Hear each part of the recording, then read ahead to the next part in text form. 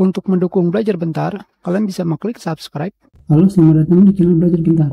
Sekarang kita akan belajar bagaimana caranya agar kalian bisa masuk pada OS Windows 10 kalian jika kalian lupa PIN ataupun password. Sekarang kita coba memasukkan PIN asal-asalan. PIN-nya adalah asal-asalan, incorrect.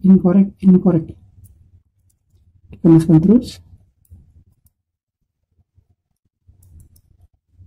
Dan sekarang di sini ada bacaan bahwa kita sudah gagal terus memasukkan PIN dan kita disuruh memasukkan tulisan. Sekarang kita coba A1, B2,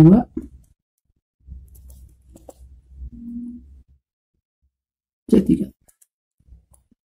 Dan sekarang kita enter. Dan sekarang kita pilih sign option. Dan di sini kalian akan menemukan jika kalian harus masuk menggunakan akun Microsoft. Di sini jika kalian lupa passwordnya lagi, di sini kalian klik I forgot my password. Kita tunggu.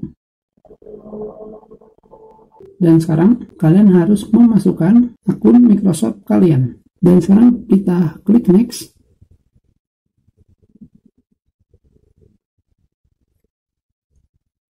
Dan sekarang di sini kita harus memasukkan kode security atau kode keamanan yang telah dikirimkan ke email kita.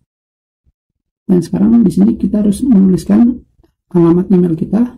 Dan sekarang kita kirim kodenya. Dan sekarang di sini kita harus menunggu. Dan sekarang kita harus pergi ke email untuk melihat kodenya. Sekarang kita masukkan kodenya. Dan sekarang kita klik next. Dan sekarang kita masukkan password baru. Dan sekarang kita klik next lagi. Dan sekarang kita klik next lagi.